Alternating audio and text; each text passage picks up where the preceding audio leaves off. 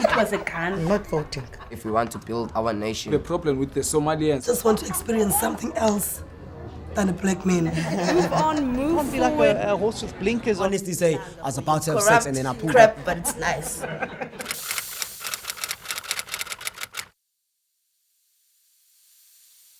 I am Nwabo Mlabategi from Gauteng, and I work for an LGBTI organization, and I'm also a human rights activist.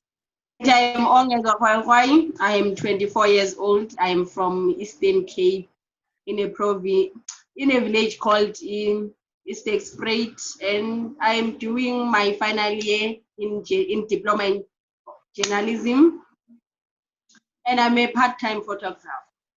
My name is Tabang. I'm from Mamelodi, and I would say I'm an activist of young people. I would say. My name is Maureen Velile Majola. I am from Joburg in a township called Alexandra. I am a human rights activist, gender activist, and I currently work for Exit Publications, which is the oldest LGBTQ newspaper in Africa. What I want to know is your views around politics. Do you think over the years you've been part of these elections, was there any change? What's going to change now? I believe the change must come from us, because we are the government. People who are in power are the people who are putting into power. So those people who are putting into power, we are failing to understand that we are the ones who should be giving a direction of which they should follow. Kadre Tabang, I hear you, and yes, I concur with you that we do need to vote because it is our right to vote, and we hold the power to bring about change in the political parties and the political leaders that we have currently. But my thing is around the fact that even after we've elected our chosen leaders and we trust them with the power that we are handing over to them, because remember, yes, we are the government, because government is who we are the community, the constituency that vote, the voters are the government. But now the biggest problem is once the people are in power, there is absolutely nothing that they actually do for women. Okay, so please give us your view around this. You've been represented as a young woman in the Eastern Cape in the rural areas by these political parties.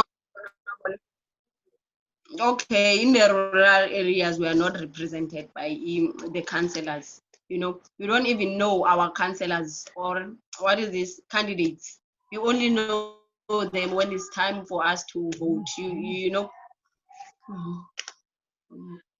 Are they actively involving you guys in the politics of running your rural areas, or it is only controlled by the chief and the, what do you call them, those servants for the chief? Do you guys have a voice in the rural areas? They are not. We don't even have activities. We don't have led by the chiefs and also the councillors, but there are no activities. There is nothing there. We only know the candidates when it's time for us to vote, but we don't know them during the year or during the years. You know, we have many complaints. We can't even address our complaints to anyone. We don't know where to go when we have complaints.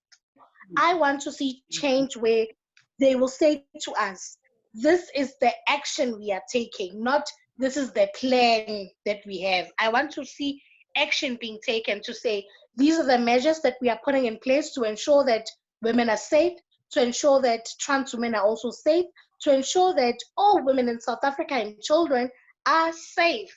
And currently we are facing a very high number of children being trafficked, and human trafficking is on the rising. And South Africa is slowly pacing up and becoming one of the biggest problems in the world, where we have so many women being trafficked from this country to wherever they take them.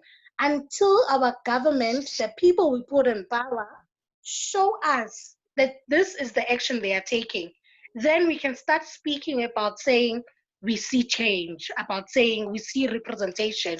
Because yes, there is representation on paper, but there's no actual representation of who we are. Like, for example, I would say the likes of Comrade Mandela, they took a mandate from the people, not the mandate, they give the people the mandate. As we have left it for the past years that we were given mandate by the leadership, not giving the leadership the mandate they should run with. That's the problem I see.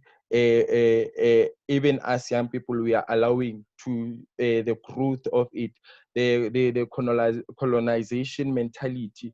We are letting it grow to an extent that we ourselves don't even have a platform to go to raise issues that we are facing. For example, the gender-based violence, which has been perpetuating itself during lockdown. Measures should have been placed in place to protect it from transpiring. But because of we have left it to the government, they don't know what we are facing. They come with their own mandates and impose it to us, which is a problem. Because of we are the ones holding the power in our hands to say, yes, this doesn't speak to us. They are not very friendly for people who are living with disabilities. Number one, there's no ramps for wheelchairs at voting stations. Mhm. Where do blind people vote? Where do deaf people vote? Is there an interpreter there by the voting station? I've never seen such. But I remember the previous elections, there was an implementation of saying disabled people and people who can make it to the voting station should contact the people who will be doing voters. Those are called special voters. They go to them and I don't want to live with the word speciality has already been put in my face because I'm disabled, right? And I'm living as a person with a special need whatsoever.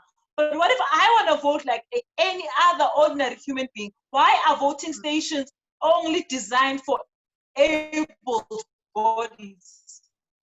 I don't want to feel like I'm a non-existent thing. That's why they must come a day before the votes. I want to be part of that long line and experience this is how democracy feels like. But voting stations are not inclusive for people like me. If I live with disability, I have to say, oh my God, I have to wait for them to come in and make me vote. And mind you, what if those people who are coming to campaign, all of them, or the ones who are helping us to vote, they are people of the ruling party.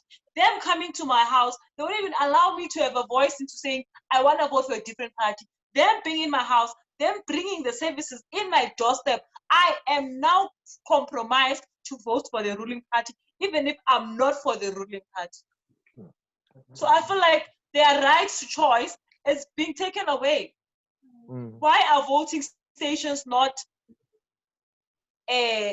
accessible for people living with disability?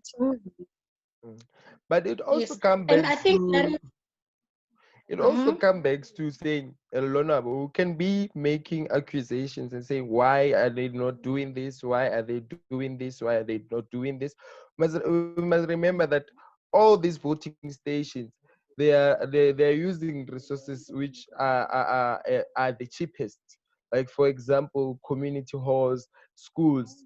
Maybe we should be enforcing to say they should be doing those elections in places which will be friendly towards disabled people. For example, clinics. I will feel maybe that will be a solution in trying to make those free spaces for people with disability. yeah, I hear you, Tabang.